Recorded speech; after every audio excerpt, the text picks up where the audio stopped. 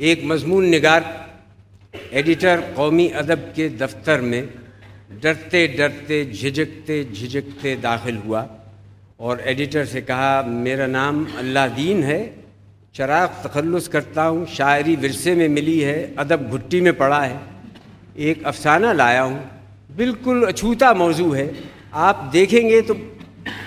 Editor نے کہا، آپ چھوڑ جائیے اپنا افسانہ، اس کے ساتھ ٹکٹ لگا کر جوابی لفافہ ضروری ہونا چاہیے، آپ کو 6 مہینے کے اندر اپنی رائے سے مطلع کر دوں گا۔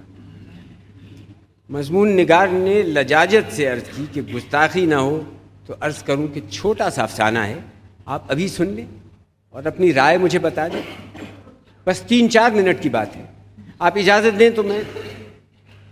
ایڈیٹر نے گھڑی دیکھتے ہوئے کہا، اچھا خیر پڑھیے، کیا عنوان ہے؟ مضمون نگار نے کہا، عنوان تو بہت اچھوتا رکھا ہے میں نے، کار خیر، لیکن اس کا عنوان بہادر اللہ دتا بھی ہو سکتا ہے۔ ایڈیٹر نے کہا، خیر پڑھیے۔ مضمون نگار نے پڑھنا شروع کیا۔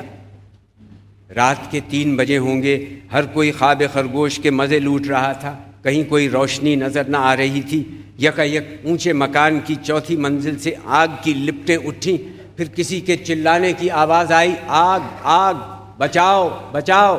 معلوم ہوتا تھا کہ کوئی لاپرواہ کرایہ دار انگیٹھی بجھائے بغیر سو گیا تھا، اس کی چنگاری کپڑوں پر پڑی اور آگ بھڑک اٹھی۔ اب وہ شخص آگے تھا اور آگ پیچھے، دفتن آگ بجھانے والے انجن کا گھگو سنائی دیا۔ فائر مین اللہ دتا، جو منجلی عمر اور گٹھے ہوئے جسم کا بڑی کالی مونچھوں والا جہلم کی طرف کا سابق سپاہی تھا، دروازے کے سامنے رکا، تھوڑی دیر سوچتا رہا، پھر کمرے میں گھس گیا اور اس حواس باختہ شخص کو شعلوں میں سے نکال لایا۔ اب اس نے شست باندھ کر پانی کا تریڑا دیا اور آگ بجھ گئی۔ آگ بجھانے کے دستے کا جمعدار پیر اولاد بخش آگے بڑھا اور بولا، آفرین ہے تیری بہادری پر، محکمے کو تجھ سے یہی توقع تھی۔ اس کے بعد مسکرا کر بولا، ذرا دیکھنا تمہاری دہنی مونچھ جل رہی ہے۔ بہادر اللہ دتا بھی مسکرا دیا اور پانی کا ایک تریڑا اپنی دہنی مونچھ پر بھی دیا۔ دور مشرق میں سپیدہ سحری نمودار ہو رہا تھا۔ ایڈیٹر نے کہا، افسانہ برا نہیں، بعض جگہ نظر ثانی کی ضرورت پڑے گی، ذرا شروع سے پڑھیے، دیکھیں اس کا کیا ہو سکتا ہے۔ مضمون نگار نے کہا، سنیے، رات کے 3 بجے ہوں گے، ہر کوئی خواب خرگوش کے مزے لوٹ رہا تھا۔ ایڈیٹر نے کہا، یہ نہیں چلے گا، ہر کوئی کا مطلب ہے پولیس والے بھی سو رہے تھے، یعنی اپنی ڈیوٹی سے غافل تھے۔ نہیں، ٹھیک نہیں، لوگ سمجھیں گے کہ اس ملک میں چوکی پہرے کا انتظام ٹھیک نہیں، اسے بدل کر یوں کر دیجئے، رات کے 3 بجے ہوں گے، کوئی آدمی خواب خرگوش کے مزے نہیں لوٹ رہا تھا۔ مضمون نگار نے احتجاجی لہجے میں کہا، یہ کیسے ہو سکتا ہے، رات کا منظر ہے، ایسے میں تو لوگ سو ہی رہے ہوتے ہیں۔ ایڈیٹر نے کہا، یا پھر یوں لکھ دیجئے کہ شہر میں ہر کوئی خواب خرگوش کے مزے لوٹ رہا تھا، لیکن ہوشیار اور چوکس تھا۔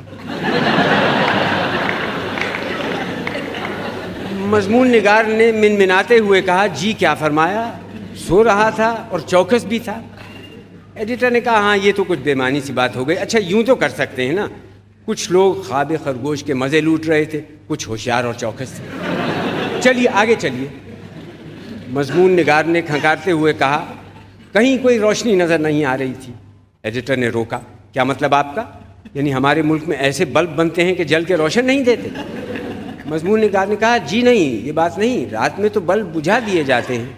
ایڈیٹر نے کہا، عزیز من، سب لوگ اتنے سمجھدار نہیں ہوتے کہ یہ نکتہ سمجھ جائیں، بہت سے تو یہ سمجھیں گے کہ ہمارے یہاں بلب ناقص بنتے ہیں، میری مانو تو اسے کاٹ ہی دو، اگر بلب جل نہیں رہے تھے تو ان کے ذکر سے فائدہ۔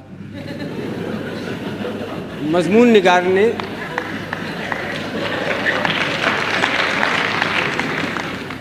پھر کسمساتے ہوئے آگے پڑھنا شروع کیا۔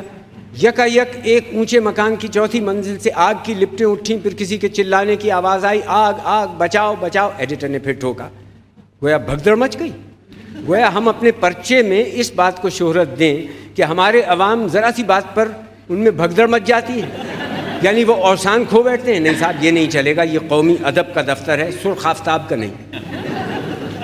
مضمون نگار نے کہا، جی یہ تو محض افسانہ ہے، ایک تخلیقی کوشش ہے، میں تو بس آگ کا منظر بیان کر رہا تھا۔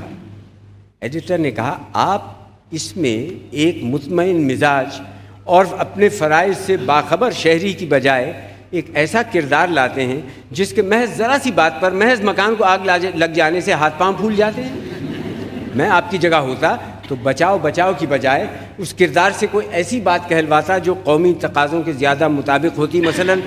مثلاً وہ کہتا کہ اجی ایسی آگیں بہت دیکھی ہیں، ابھی بجھا دیں گے۔ بلکہ اس کو کہنا یہ چاہیے تھا کہ آگ واگ کچھ نہیں، تقریب پسندوں کا پروپیگنڈا ہے۔ مضمون نگار نے مری ہوئی آواز میں کہا جی آگ تو بہرحال لگی تھی۔ ایڈیٹر نے کہا آپ آگے چلیے، آخر اس شخص کو بری طرح جلانے کی کیا ضرورت ہے؟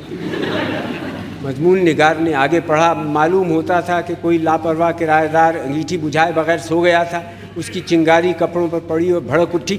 اب کی بار ایڈیٹر کرسی سے اچھل پڑا، یہ آپ نے کیا لکھ دیا کہ ایک شخص انگیٹھی بجھائے بغیر سو گیا؟ آپ ہمارے پڑھنے والوں کے سامنے ایک غلط مثال پیش کر رہے ہیں تاکہ وہ بھی ایسی غفلت کریں۔ نہیں، انگیٹھی کا ذکر بالکل اڑا دو، آگ کے ذکر کی بھی ضرورت نہ رہے گی، نہ رہے بانس نہ بجے بانسری۔ اچھا اب آگے پڑھو، بیچ کا حصہ چھوڑ کر سیدھے فائر مین کے کردار پر آ جاؤ۔ مضمون نگار نے پڑھا، فائر مین اللہ دتا جو منجلی عمر اور گٹھے ہوئے جسم کا بڑی کالی مونچھوں والا جہلم کی طرف کا سابق فوجی تھا، دروازے کے سامنے رکا، تھوڑی دیر سوچتا رہا۔ ایڈیٹر بولا سوچتا رہا؟ فائر مین کو سوچتا مت دکھائیے، اس کا کام تو بس آگ بجھانا ہے۔ مضمون نگار نے کہا حضور اس سے کہانی میں زور پیدا ہوتا ہے۔ ایڈیٹر نے کہا کہانی میں زور پیدا ہو گیا تو کیا، اس سے فائر مین کی تو کمزوری ظاہر ہوتی ہے۔ پھر دوسری بات یہ ہے کہ جب ہم نے آگ کا ذکر حذف کر دیا تو فائر مین کے ذکر کی کیا حاجت؟ مضمون نگار نے کہا لیکن پھر فائر مین اللہ دتا اور جمعدار اولاد بخش کے مکالمے کا موقع کیسے پیدا ہوگا؟ ایڈیٹر نے کہا یہ مکالمے تو آپ ان کے دفتر میں بھی دکھا سکتے ہیں۔ مضمون نگار نے پھر پڑھا، آگ بجھانے والے دستے کا جمعدار پیر اولاد بخش آگے بڑھا اور بولا آفرین ہے تیری بہادری پر، محکمے کو تجھ سے یہی توقع تھی۔ اس کے بعد مسکرا کر بولا دیکھو تمہاری داہنی مونچھ جل رہی ہے۔ بہادر اللہ دتا بھی مسکرایا اور پانی کا ایک تریڑا اپنی داہنی مونچھ پر دیا۔ ایڈیٹر نے اعتراض کیا کہ یہ جلتی ہوئی مونچھ کا ذکر بہت ضروری ہے۔ مضمون نگار نے کہا جی یہ تو میں نے اپنے افسانے میں مزاح پیدا کرنے کے لیے ڈالا ہے، اپنے فرض کی ادائیگی میں ایک شخص کا ایسا انہماک دکھایا گیا ہے کہ اسے اپنی مونچھ کے جلنے کی خبر نہیں۔ ایڈیٹر نے کہا میری مانیے تو آپ اس ذکر کو خارج ہی رکھیے، جب مکان کو آگ نہیں لگی تو مونچھ کو لگانے کی کیا ضرورت ہے؟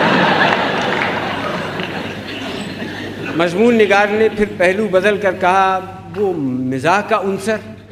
ایڈیٹر نے کہا وہ تو ویسے بھی رہے گا، اور لوگ کب ہنستے ہیں جب ان کو کوئی پریشانی نہ ہو۔ کیا آگ کا ذکر نکال دینے سے پریشانی رفع نہیں ہو جاتی؟ ضرور ہو جاتی ہے، لہٰذا ہر شخص خوش ہوگا، ہر شخص خود بخود ہنسے گا۔ اچھا اب آپ یوں کیجئے کہ شروع سے سنا دیجئے کہ کہانی کی کیا صورت ہے۔ مضمون نگار نے پڑھا، رات کے 3 بجے ہوں گے، کچھ لوگ خواب خرگوش کے مزے لوٹ رہے تھے، کچھ ہوشیار اور چوکس تھے۔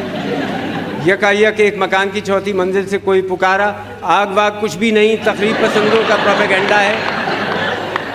فائر مین اللہ دتا منجلی عمر گٹھے ہوئے جسم کا جہلم کی طرف کا سابق فوجی تھا، آگ بجھانے والے دستے کا جمعدار پیر اولاد بخش آگے بڑھ کر اس سے بولا آفرین ہے تیری بہادری پر، محکمے کو تجھ سے یہی توقع تھی۔ اللہ دتا مسکرایا اور مسکرا کر پانی کا تریڑا اپنی دہنی مونچھ پر دیا۔ دور افق پر سپیدہ سحری نمودار ہو رہا تھا۔